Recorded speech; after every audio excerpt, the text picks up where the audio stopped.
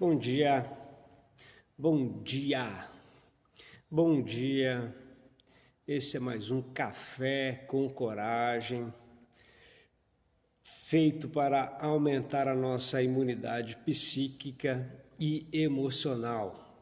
E creio que tem sido um tempo muito especial para todos nós estarmos reunidos nas manhãs, todos os dias nas manhãs, às 10 horas, para juntos podermos tomar um café, compartilharmos nossos pensamentos, nossas ideias.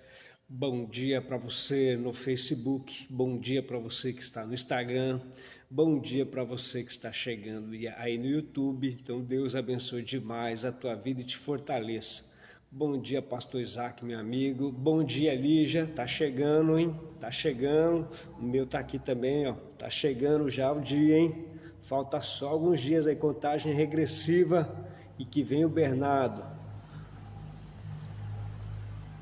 Aqui em Tatuí nós estamos com 22 graus. Bom dia, com muita alegria, irmã Maria, no Capão Redondo. Esse é o dia que o Senhor fez para nós, 19 graus no Capão Redondo, tá frio então. Bom dia, Janaína, lá em Botucatu. Bom dia, bom dia. Botucatu, acho que deve estar mais frio, né, Janaína? Paz, Senhor, irmão Edson, Deus abençoe a todos, você, um forte abraço. Ó, lá em Santa Rosa é para fazer inveja para nós. Frio, frio, frio, mas que bom, né? Ainda bem que o Senhor esquenta. 5 graus lá em Santa Rosa, pastor Isaac, é onde tudo começou, olha só, olha só. Ok, um abraço à irmã Gislaine, Deus abençoe sua vida, como é bom estar junto aqui com você, uma grande alegria poder tê-la conosco aqui nesta manhã. Botucatu, 16 graus, Jundiaí, 20 graus, Passa, irmã Maria, como é que está a Zona Norte, como é que está aí Jardim Antártica, Jardim Peri, Lausanne Paulista, né? Tá friozinho também, né? Está na média de São Paulo. Então, bom dia para todos nós, para você de perto, de longe. Bom dia lá para o Peru, Mandiná, Deus abençoe a sua vida. Bom dia, irmã Vilmene. Que bom nós chegarmos aqui nesta manhã, hein? Esses dias nós estamos aí falando a respeito das igrejas lá do Apocalipse, sempre preocupado num tratamento nosso espiritual e sempre fortalecendo a questão da nossa alma, sentimentos, fortalecimento da nossa imunidade. Irmã Sandra, Deus abençoe, bom dia, bom dia. Bom dia com muita alegria, como diz a irmã Maria sempre, né? Por quê? Porque quando nós olhamos para essas cartas, para as igrejas do Apocalipse, que desde o primeiro dia a gente tem falado que é a totalidade das igrejas, nós precisamos nos identificar com cada uma delas, e ao nos identificar com cada uma delas também, nós podemos aí meditar a cada um. O pastor Isaac já está fazendo o merchan dele aí. Que hora que é o programa, pastor Isaac? Programa MV e Teologia. Então você coloca o horário aí também para o pessoal se animar também e participar. Isso, coloca o horário aí. Então, bom dia para todos nós aí. Como está falando, então, esses estudos das igrejas no Apocalipse nos traz uma identificação extraordinária. O Ronald chegando aí, vai ter um casamento. Agora ele está esperando só passar a pandemia, né, Ronald? Graças a Deus, está chegando a hora do casamento também. Então, fortalecer. 19 graus, irmã Maria, obrigado então aí por ter nos avisado. Mensagem de vida e teologia, quarta e sexta às 22 horas, todos já estão convidados também para participar. Bom dia, irmã Dina, é Dina, a Elisete fala Dina, então bom dia, Dina. Arequipa está caliente hoje, né? Ou está frio. Então nós temos aí com o nosso objetivo fortalecer a nossa alma, porque a gente vai olhar aonde eles erraram aonde eles acertaram e é aquilo que nós podemos então fazer para a nossa vida. Por isso que tem sido um tempo muito prazeroso. Nós abordamos a questão espiritual, mas também nós falamos a questão da alma, de decisão humana, e eu tenho certeza que tem sido bênção para nós, porque para mim sempre é cada vez que a gente vai preparar aqui uma mensagem. Então hoje nós vamos falar a respeito da igreja de Pérgamo. A igreja de Pérgamo, que também era na Turquia, uma das cidades bem concorridas para ser a capital do império, bem movimentada, e ela também tinha suas peculiaridades aí em relação a cultos, e era um centro religioso também muito forte, onde da Ásia ali o pessoal afluía para a cidade de Pérgamo. 20 graus hoje em Francisco Morato, então um grande abraço para todos de Francisco Morato. E eu quero então ler com vocês aqui esse texto, eu espero que todos estejam bem, porque essa jornada hoje aqui vai trazer para nós uma grande sobriedade. Eu não tenho a menor dúvida que você vai identificar parte dessa igreja de Pérgamo com a nossa realidade de hoje. Não tem a menor dúvida que nós vamos identificar isso vai ser de grande ajuda para todos nós no período pós-pandemia. Então, aperta o cinto aí, prepara o teu cafezinho, o meu está aqui, um chazinho de hoje cedo, um chá de frutas vermelhas aqui no meu hoje, pastor Isaac. Acho que lá em Arequipa também precisa de um chazinho hoje de manhã.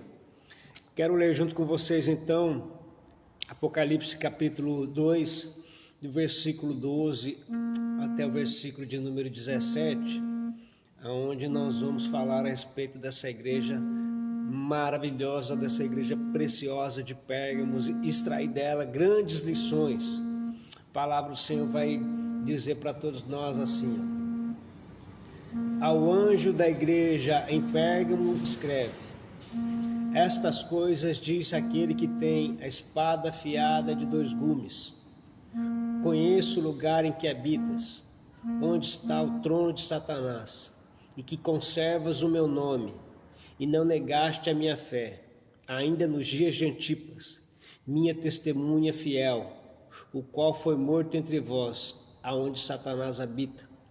Tenho, todavia, contra ti algumas coisas, pois que tens aí os que sustentam a doutrina de Balaão, o qual ensinava Balaque a armar ciladas diante dos filhos de Israel, para comerem coisas sacrificadas aos ídolos e a praticarem a prostituição. Outros sim, também tu tens os que da mesma forma sustentam a doutrina dos nicolaítas. Portanto, arrepende-te, e se não, vem a ti sem demora, e contra eles, e pelejarei com a espada da minha boca. Quem tem ouvidos, ouça o que o Espírito diz ao vencedor. Diz às igrejas: ao vencedor, dar-lhe-ei do maná escondido, bem como lhe darei uma pedrinha branca, e sobre essa pedrinha escrito um novo nome, o qual ninguém conhece, senão aquele que a recebe. Então, olha só, texto maravilhoso para todos nós aqui, em relação à igreja de Pérgamo. E eu quero, então, nessa introdução para nós aqui da igreja de Pérgamo, se nós vimos que na segunda-feira passada, não, na terça-feira, se nós vimos que na terça-feira Éfeso era uma igreja sem amor, intolerante, sem amor, que nós vamos falar a respeito de Pérgamo, já é uma igreja que tinha uma grande resistência e uma grande tolerância na questão de ser sem arrependimento. Era uma igreja que não tinha tanto um quebrantamento. Então o desafio dessa igreja, e o texto ao ser chamado nessa igreja, era justamente para que essa igreja recebesse esse desafio da parte do Senhor, entendesse muito bem aonde estava errando, Eles professavam o nome do Senhor, eles falavam o nome do Senhor, eles compartilhavam a respeito do Senhor, eles viram o martírio acontecendo na vida até de Antipas, que o Senhor diz que era uma fiel testemunha. Então, para eles falarem a respeito de Jesus não era um problema, não era realmente um problema. Talvez o grande problema de tudo isso era um quebrantamento e fazer com que o temor do Senhor então seja algo muito mais evidente na própria vida, já que Pérgamo me parece que são daqueles que pregam, só que não vivem aquilo que falam. Talvez diferente dos nossos dias, né? Ou não. Talvez diferente dos nossos dias, só que não. O fato é que me parece que aquilo que eles falavam não era aquilo que estava com a realidade de vida. Eles até ensinavam, até ministravam e até compartilhavam, mas no dia a dia, na sua vida, dentro da sua realidade, não havia essa aplicação muito prática.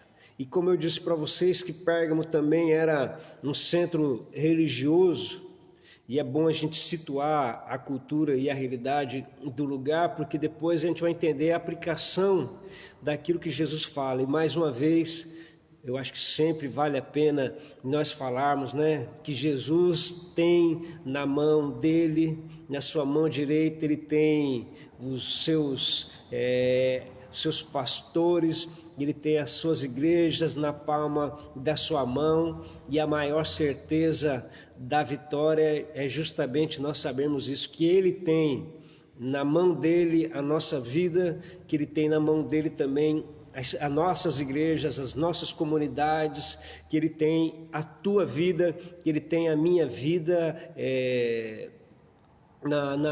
na palma da mão dele, e da mão dele ninguém pode negar.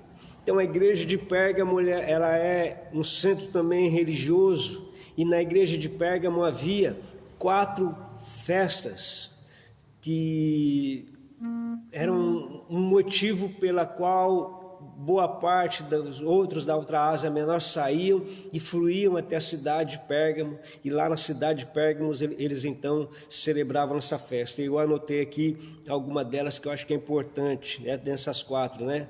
Diz que era o culto e a festa dedicado a Zeus, a Atenas, Dionísio, que também era celebrado na igreja que nós demos ontem de Esmirna, e principalmente em Esmirna, mas lá em Pérgamo também tinha festa a Dionísio, e Asclépio, que havia um templo para todos eles na cidade de Pérgamo. Então essas festas todos saíam para poder ir celebrar festa a esses deuses.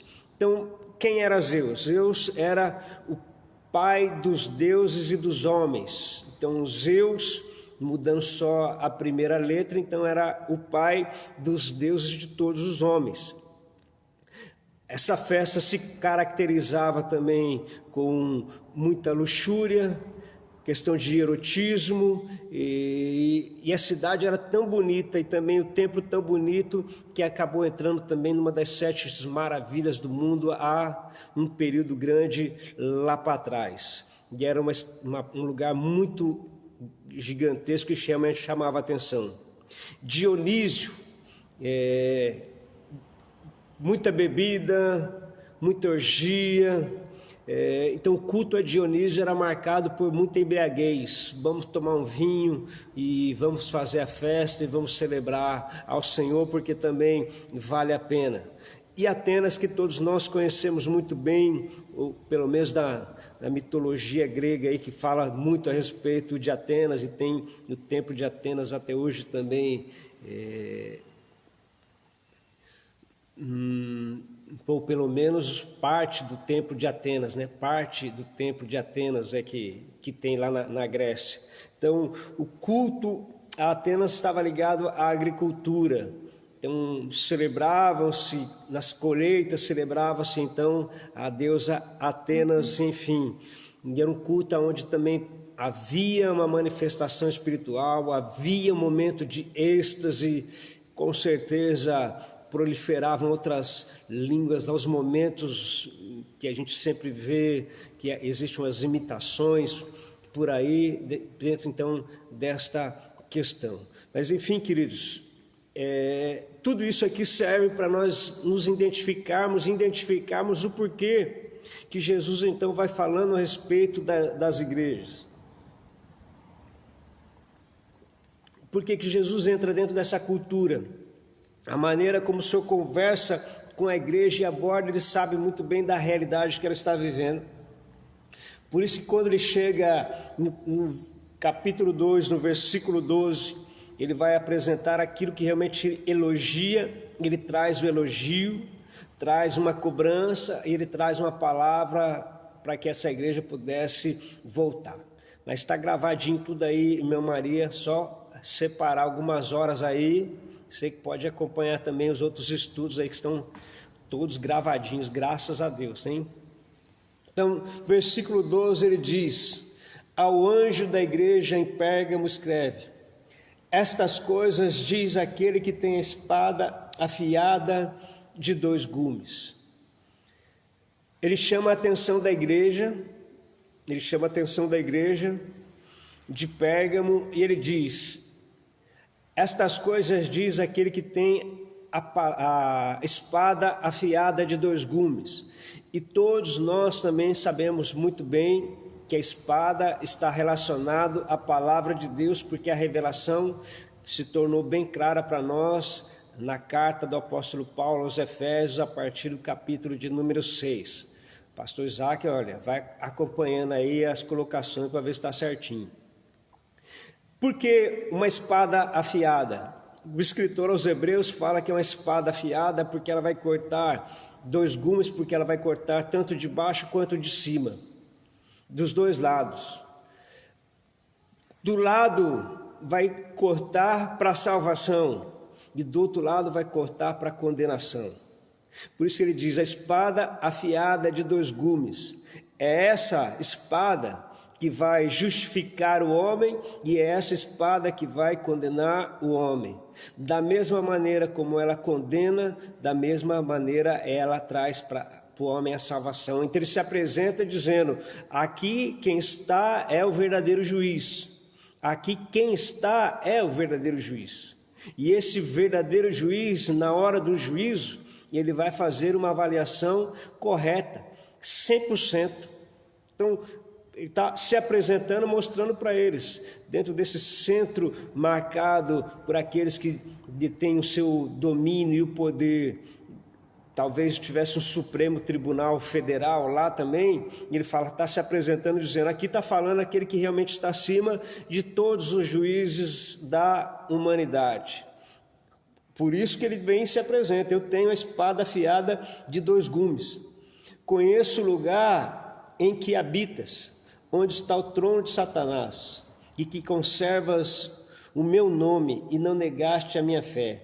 E ainda nos dias de Antipas, minha fiel testemunha, o qual foi morto entre vós, onde Satanás habita. O versículo 13, para todos nós, vem apresentar que o Senhor fala assim: eu sei o lugar aonde vocês estão. Agora você imagina um centro religioso, 4 deuses. Então, quando ele fala a respeito disso, ele está falando: eu sei que onde vocês estão há uma idolatria muito forte. E os cultos que estão aí, nós sabemos também pela palavra de Deus que a imagem por si só não é nada, mas o grande problema é aquilo que está por trás de cada imagem, é aquilo que está atrás dessa imagem. E diz que são cultos então a demônios. O apóstolo Paulo escreve isso aos Coríntios. E então ele está falando: eu sei onde vocês estão e que há uma grande batalha espiritual sendo travada. Eu sei muito bem que vocês estão aí, eu sei que vocês têm preservado em guardar o meu nome, eu sei que vocês têm se esforçado, eu sei da dificuldade que vocês têm. E aí essa aplicação vem trazer para nós, e eu alistei aqui para esse pensamento nosso e essa aplicação prática, da postura que o Senhor recomenda àquela igreja, e eu tenho certeza que Ele recomenda para nós, principalmente pós-pandemia.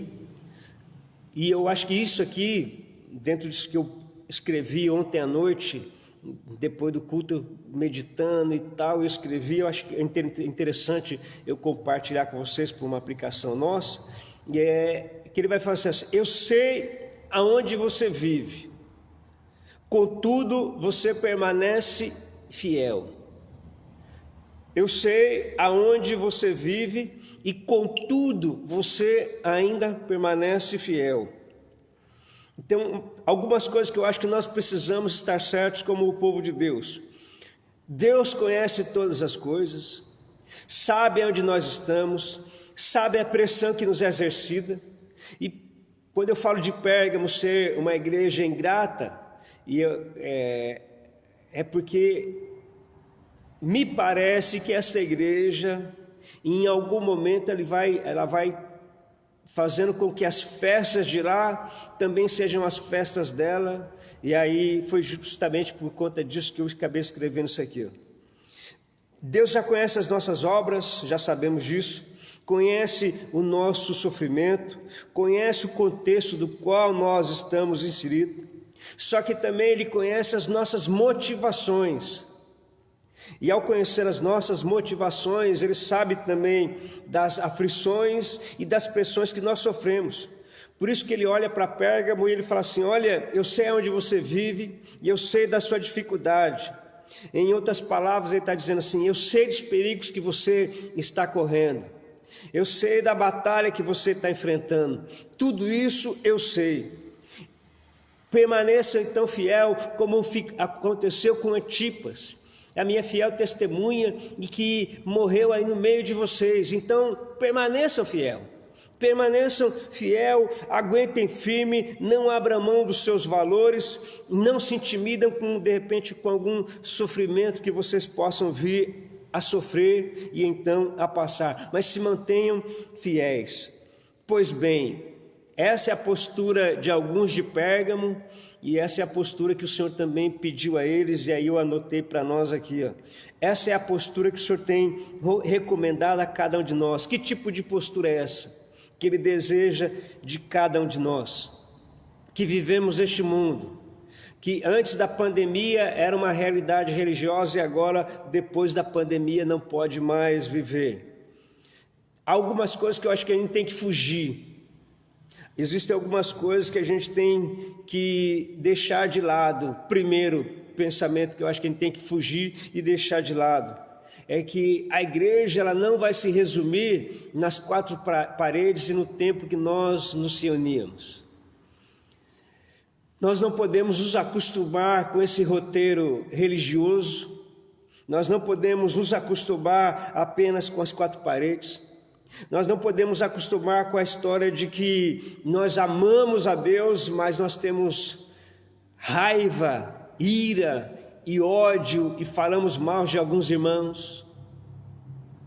Eu acho que algumas coisas nós precisamos buscar com ponto de equilíbrio dentro das nossas cidades, mas não nos adequar às festas que às vezes são celebradas para entidades de fundação da nossa cidade. A gente acha que é assim mesmo, está tudo tranquilo. Aqui em Tatuí tem a festa do asilo. O nome é festa do asilo para arrecadar dinheiro para o asilo. Até aí, aparentemente tranquilo. Todavia, é destinado a um santo, uma santa. E às vezes, como cristão, se tolera esse tipo de coisa. Essa igreja de Pérgamo que ele está querendo, e essa igreja que sou eu e você para os nossos tempos, é uma igreja que não vai negociar a sua fé. Uma coisa pode, outra coisa não pode. Eu não posso então negociar a minha fé, eu não posso abrir mão dos meus valores e principalmente, eu não posso abrir mão de uma única exclusividade: Cristo. A igreja não pode se intimidar diante das aflições, e a igreja não pode se intimidar diante da batalha que tem que enfrentar. Existem alguns momentos que a igreja vai ter que se posicionar. Por exemplo, a favor ou contra o aborto. Por exemplo, se é a favor ou contra o casamento entre homens e homens, entre mulheres e mulheres. Nós vamos ter que se posicionar. Ah, não, importante é o amor. Ah, não vamos ferir muito. Não, só o amor constrói. Alguma coisa nesse sentido. Porque às vezes, para ficar bem, nós também nos posicionamos. Ah, e depende da situação. Qual? Qual situação? Qual situação é essa? Me parece que nós precisamos defender e defender bem os nossos valores. Olha lá, pode olhar, todas as festas têm. Todas as festas, toda cidade vai ter uma festa que tem uma identificação, queridos. Todas as cidades têm uma festa que vai identificar com uma identidade. E a igreja de Pérgamo está dizendo assim: olha, tem aí, vocês estão morrendo, vocês não falam o meu nome. Aqui, todo lugar que você for, aqui em Tatuí, é uma cidade extremamente religiosa. Você vai em todos os lugares, o pessoal vai falar: Deus te abençoe, Deus te abençoe, Deus te abençoe. É muito religiosa. Todo mundo tem isso dentro de si. Só que a questão dos valores, aí é que está. Porque muitas vezes, meus queridos irmãos, a igreja, antes da pós-pandemia, era uma igreja assim. E volto assim, eu vou falar, não defendendo nada de questão de pessoas. Eu quero só para que vocês tenham realmente uma ideia, que eu acho que... Eu estava conversando com o rapaz, e ele falou, a gente estava conversando a respeito do momento que nós estamos vivendo no Brasil, e ele falou assim: o pastor, está louco, esse presidente, o presidente faz isso, faz aquilo. Ele falou: concordo com você que o presidente faz isso, concordo com você. Só que da história que eu conheço como presidente, eu nunca vi nenhum presidente defender a família como ele defende, não ao aborto como ele defende, não a esses casamentos como ele defende. Tem coisa que ele faz que eu não gosto também, enfim. Mas na história que eu conheço, e você está me assistindo aí também, eu nenhum outro, né? Agora fala assim, que ele é o suprassumo, que ele é o melhor de tudo. Não, ele ama o Brasil, ama a nação, tem as suas falhas, como todos têm, tem os seus erros também. Agora, os valores que ele defende é o valor que eu defendo, e nenhum outro fez isso. E também, principalmente isso, nós já estamos aí há 18 meses e você não ouve falar a respeito de corrupção. Eu estou falando de valores, eu não estou falando de pessoas, ok? Então, os valores que a gente percebe que para ele é importante, esses valores, então, nós temos que ter como importante. Não é que eu estou do lado dele de tudo que ele faz, não. Eu, como consciência, preciso saber quando age certo e quando age errado, por causa dos valores.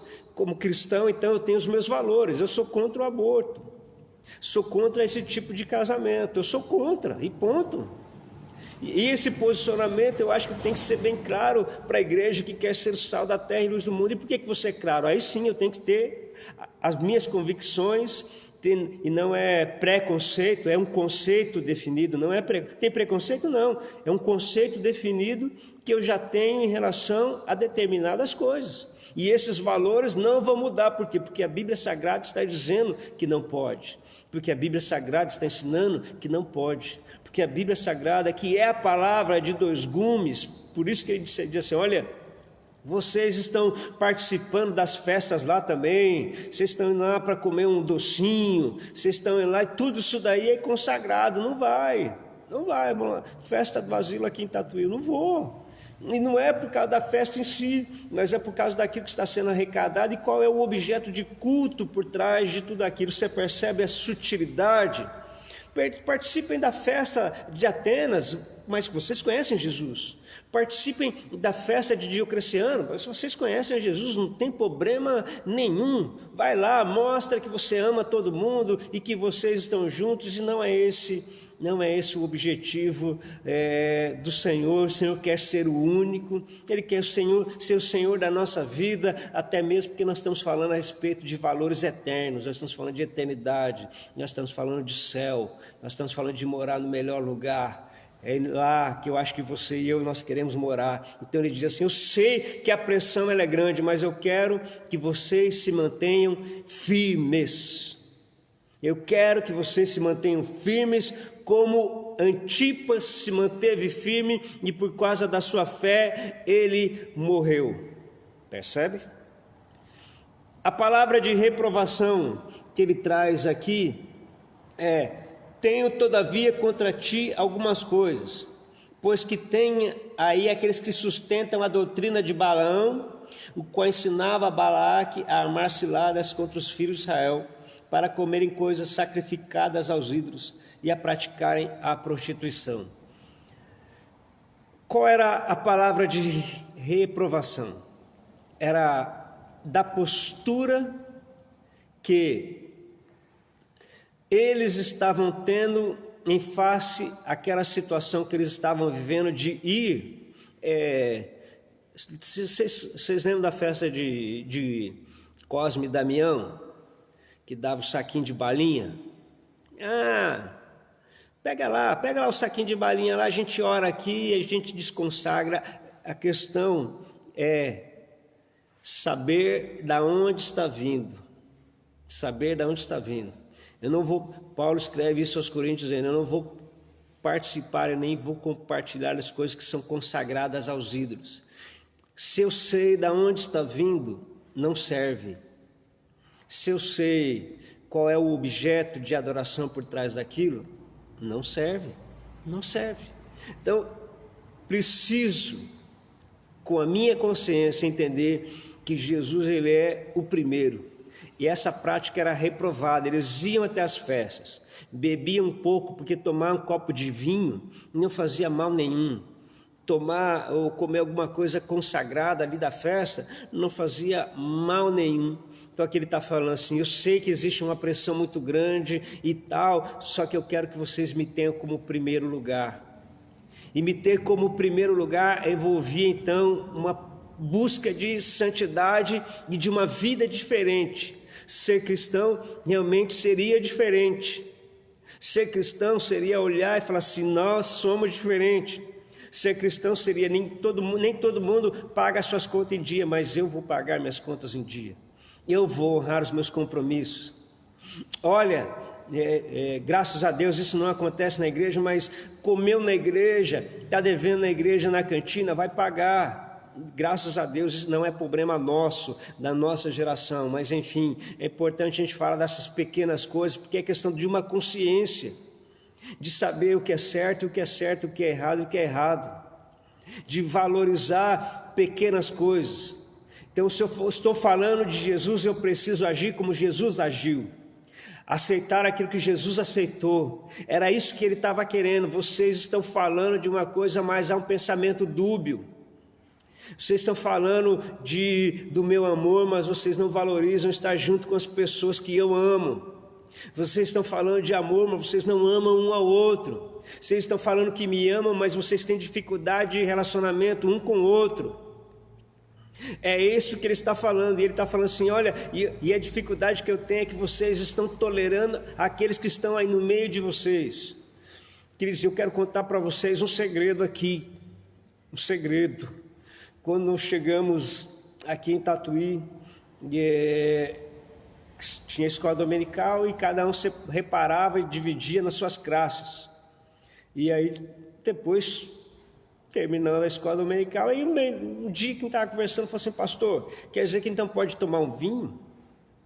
Eu falei assim, como que é? Pode tomar um vinho? Eu falei, olha, por que você está me perguntando isso? Eu acho que ele não pode não. Sabe por quê? Porque o professor lá na escola dominical disse que pode tomar um vinho.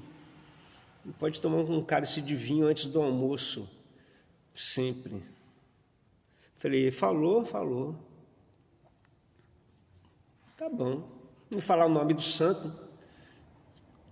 Mas depois fui conversar com ele. Falei, se você falou isso, eu falei, não, pastor, porque eu falei que a gente precisa ter a nossa moderação e tal, que um cálice de vinho não vai fazer mal nenhum. Eu falei assim, olha, você pode ter até uma espiritualidade e achar que não faz mal, mas você ensinar a quem está chegando na igreja ou a pessoas que não têm uma maturidade cristã isso? Você está querendo induzir essas pessoas, não sei se você está querendo ou não, mas essas palavras podem induzir as pessoas a errar. Queridos, quando ele está falando aqui de Balaão, dos nicolaítas, é mais ou menos isso. Quem foi Balaão? Balaão é aquele que foi contratado para amaldiçoar o povo. Vai lá, uma vez, 2 vezes, 3 vezes. Ele não podia amaldiçoar porque Deus não deixava. Por quê? Porque havia uma proteção de Deus sobre a vida do povo de Israel.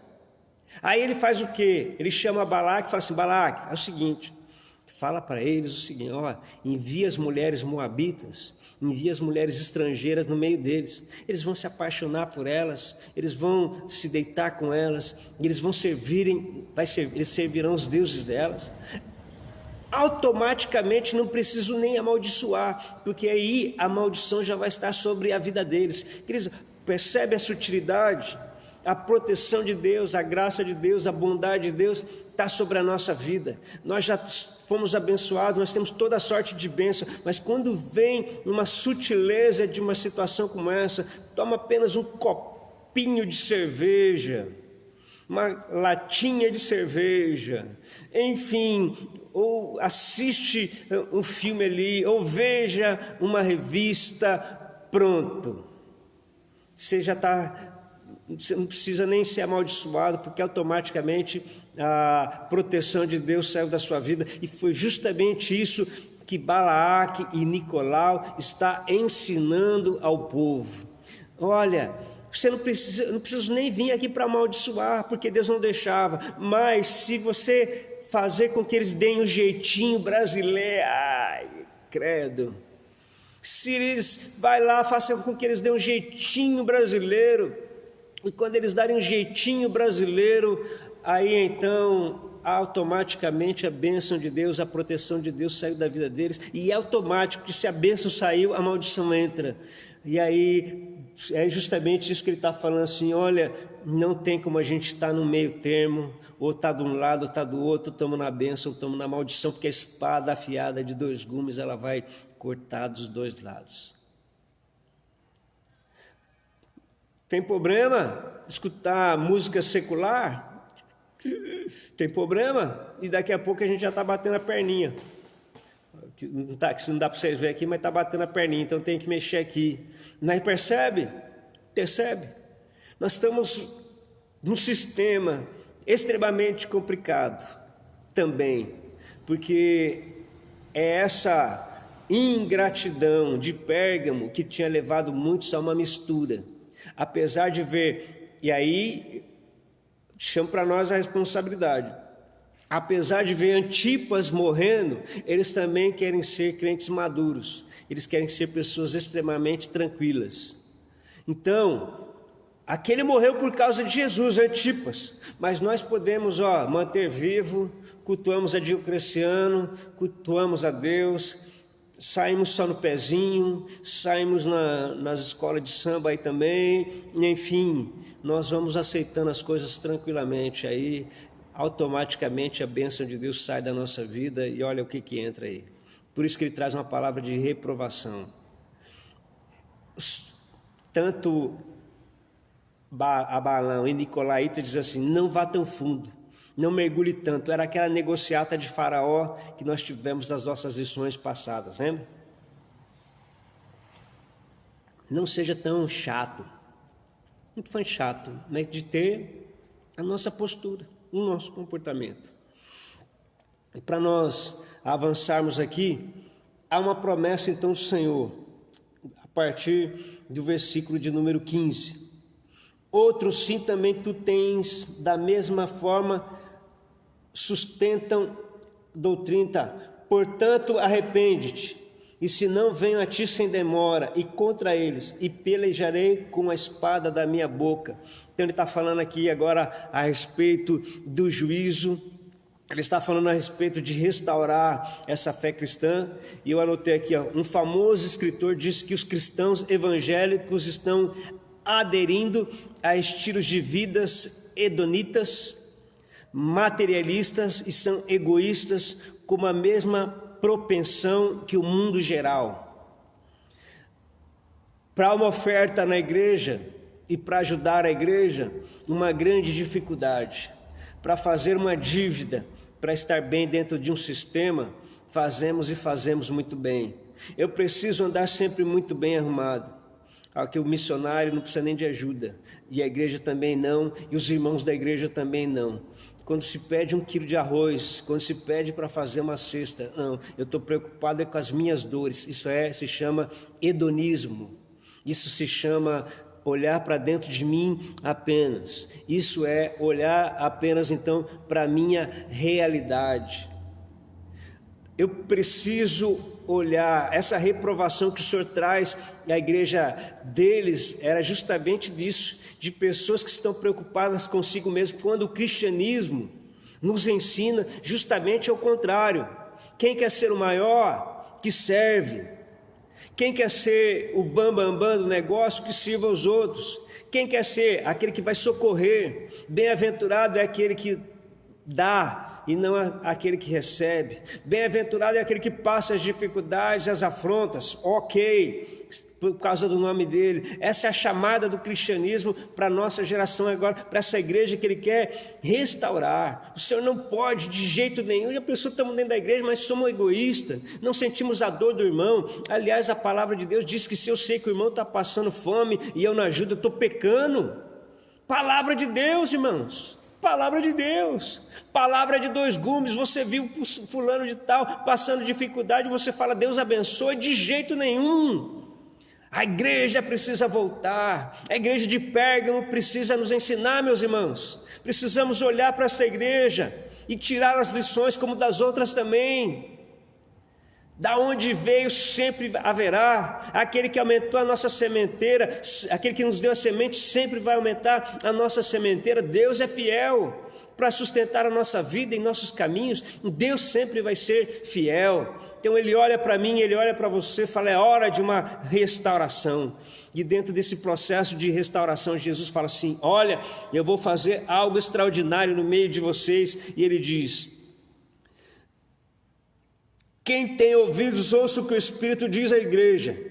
Ao vencedor, dar-lhe-ei do maná escondido.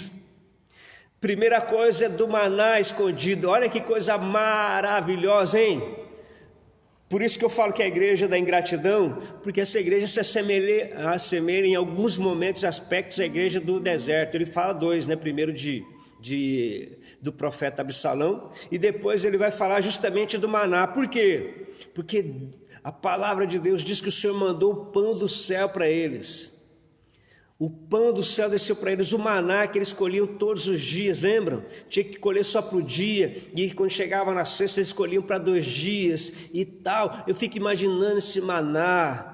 Irmão Edson, esse maná devia ser uma coisa maravilhosa. Eu acho que o maná devia ser aquele pãozinho que vem aquele creme amarelinho por cima, não de coco, mas aquele outro creme amarelinho, porque aquilo ali para mim é um maná. Como eu gosto daquele negócio, hoje tem que comer menos, mas como eu gosto daquilo, aquilo lá era um maná, mas tem que comer pouco daquilo lá. E chega um momento em que eles falam assim, nós estamos fastiados deste pão, todo dia esse pão, nós queremos carne, nós queremos churrasco. Não estou falando que sou contra também, não, sou a favor disso aí, mas eu estou falando da crítica ao maná, o pão que desceu do céu. E aí essa igreja é uma ingrata. Por quê? Porque em alguns momentos a gente fala assim, nossa, estou passando essa dificuldade, o Senhor não está vendo não, Deus? As coisas estão aqui tão difíceis para mim, você não está vendo não? Nós queremos só tudo de bom, os outros têm, nós queremos ter. Não está olhando aquele lá, a gente olha também, egoísmo, hedonismo, e ele está falando assim, fiquem contentes com o maná que vocês têm. Por isso que ele fala, dai graças em tudo. Quando nós damos graças em tudo, pode ver que toda vez que houve palavra de gratidão, houve multiplicação. Aliás, recebe essa palavra no teu espírito. Quando nós agradecemos por tudo aquilo que nós temos, ou pelo pouco que nós temos, Deus é poderoso para multiplicar aquilo que chega à nossa mesa. Então presta atenção.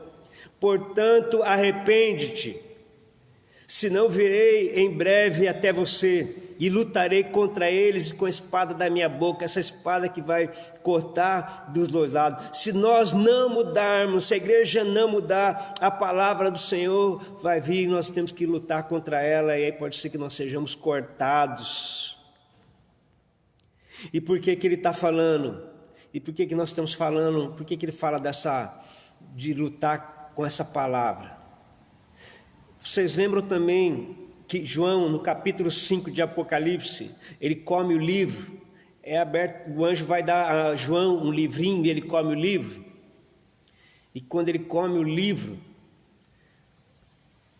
ele percebe que o livro é doce na boca, mas amargo no estômago, porque a mensagem é essa: aceita Jesus Cristo, seja salvo, morar na eternidade, paraíso, coisa boa. Olha, lá não vai haver mais choro, lá o Senhor vai enxugar dos nossos olhos todas as lágrimas. A mensagem é maravilhosa, só que essa mesma mensagem, se eu não aceito, é inferno, separação total de Deus. Por isso que ela é doce na boca, mas ela é amarga quando cai no estômago. Palavra de Deus, doce, maravilha, nova vida, mas ela é amarga, porque ela também exige de mim renúncia, exige de mim que eu abra mão de algumas coisas. Então é hora de nós deixarmos a palavra de Deus permear aqui o nosso coração e a nossa vida. Essa palavra que traz para mim salvação, que diz que nele eu sou mais que vencedor, que eu já tenho todas as bênçãos nas regiões celestiais, que nós já fomos abençoados com toda sorte de bênção. Essa palavra também vai dizer para mim: quem quiser ser meu discípulo, negue-se a si mesmo, tome a sua cruz e siga-me, seja fiel até a morte, eu darei a coroa da vida. Percebe, queridos?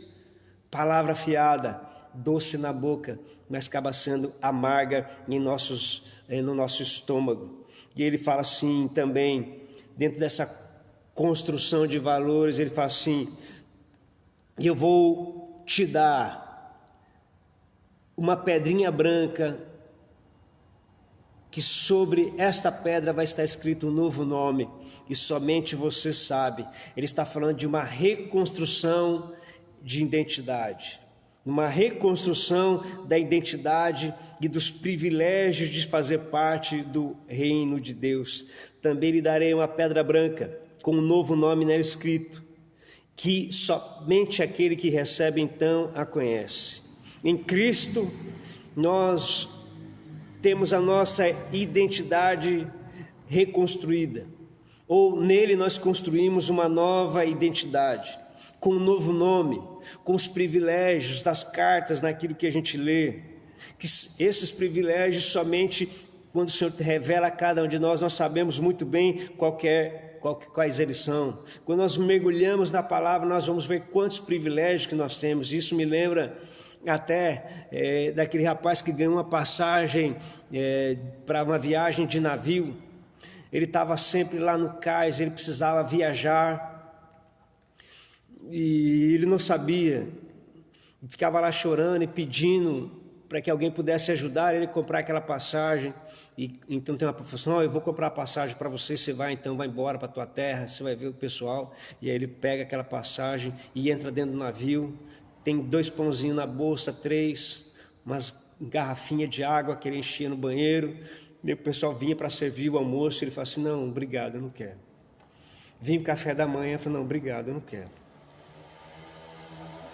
Primeiro dia, segundo dia, terceiro dia, quando estava quase que chegando lá, e aí por último um garçom então pergunta para ele: escuta, a gente está passando aqui, percebi que eu passei no primeiro dia e estou passando agora no terceiro dia, estou te oferecendo um almoço, café da manhã, você não quer? Ele falou assim: não, é porque o rapaz pagou para mim a passagem e eu não tenho dinheiro para comprar isso.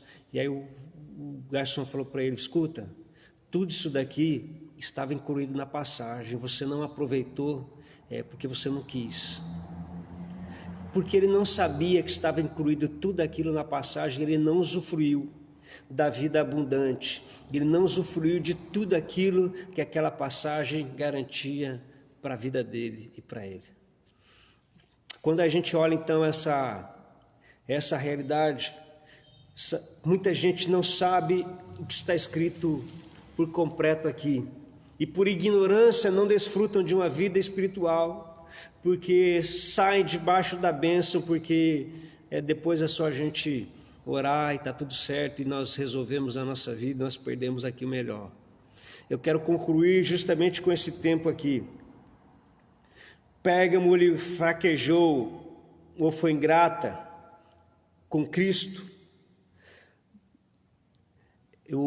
Pelo menos uma igreja que falava a respeito de Cristo, eu alistei 3 coisas aqui. Pérgamo fraquejou por crer em Cristo, mas não se alimentar de Cristo, ou seja, insatisfação e ingratidão. Fraquejou porque crê, mas não se alimentava de Cristo e da palavra. Pérgamo fraquejou porque crê em Cristo, mas não vivenciar aquilo que a palavra de Cristo diz. Fraquejou porque acreditava em Cristo, mas não se vê com as lentes e com os olhos daquilo que Cristo via a respeito dele.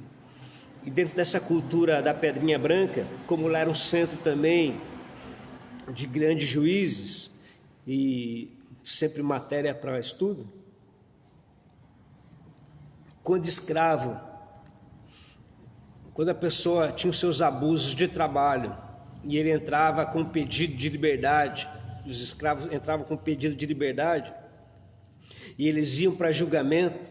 Quando chegavam lá no momento do julgamento, em que os advogados apresentavam todos aqueles planos e tal, no final, se aquele escravo ganhasse a sua liberdade, ele ganhava uma pedra branca. E nessa pedra branca estava o nome dele, porque agora ele não pertencia mais a tal pessoa, ele não tinha mais um dono, agora ele era uma pessoa livre, porque ele tinha essa pedra branca. Se alguém fosse inquirir ele, quando ele mostrava essa pedra branca, mostrava que ele havia sido escravo, mas que agora ele tinha um outro dono, ou que agora ele era livre. Quando a gente olha esse contexto, é justamente o contexto que Jesus então se apresenta dizendo assim: eu vou dar para vocês uma pedra branca, aleluia, e nessa pedra branca só vai ter um nome, e esse nome somente aquele que então a recebe. Ele nos trouxe essa liberdade, então nosso coração precisa ser um coração cheio de gratidão. A gratidão faz toda a diferença, e é justamente isso que o Senhor estava querendo dessa igreja de Pérgamo. Nós sabemos das histórias dos mártires. A nossa geração viu aqueles 21 sendo decapitados pelo Estado Islâmico, e nós não vamos poder dizer que nós vimos isso. A nossa geração viu nos Facebooks, nas manchetes aí mostrando a respeito dos nossos irmãos lá da China que estão sendo mortos e perseguidos. Toda a nossa geração, você tem ouvido falar de missionários que têm morrido por conta do Evangelho, como Antipas foi, e como Antipas sofreu, então é necessário que a gente também passe pela nossa, e é justamente isso que Jesus está falando. Cada um de nós precisa tomar a sua cruz, seguir a sua jornada, se fortalecer no Senhor, permanecermos fiel e termos a nossa pedra branca, porque agora nós somos livres, nós não temos mais aquele Senhor, agora nós somos livres porque nós temos um outro Senhor sobre a nossa vida, e para Ele então toda a gratidão, e a Ele seja a honra, a glória e o louvor e a majestade dentro da igreja e pelos séculos dos séculos, e a Ele seja o domínio por tudo, porque dele, por Ele, para Ele são todas as coisas, e a Ele seja o amém e o louvor por toda a eternidade, porque foi com o sangue dele que Ele nos comprou, homens de todas as tribos, povos, línguas e nações, e nos fez reino e sacerdote, e nós estaremos com Ele por toda a eternidade. Lá naquele dia e lá naquele momento, Ele vai enxugar dos nossos olhos todas as lágrimas, não teremos mais frio nem calor, porque o Cordeiro será nosso tudo. Não terão mais fome e nem sede, a enfermidade não vai chegar, porque o Cordeiro será tudo em nós. Isso então é momento e é palavra e é inspiração de gratidão por aquele que venceu a morte, por aquele que sofreu em nosso lugar, por aquele que pagou o preço, e Ele está sentado à destra de Deus Pai e ainda está intercedendo por cada um de nós. Dá para a gente aprender alguma coisa com a igreja de Pérgamo? Dá para nós aprendermos. Então, a gratidão. é olhar como Jesus olhou, agir como Jesus agiu, fortalecer os outros como Jesus fortaleceu.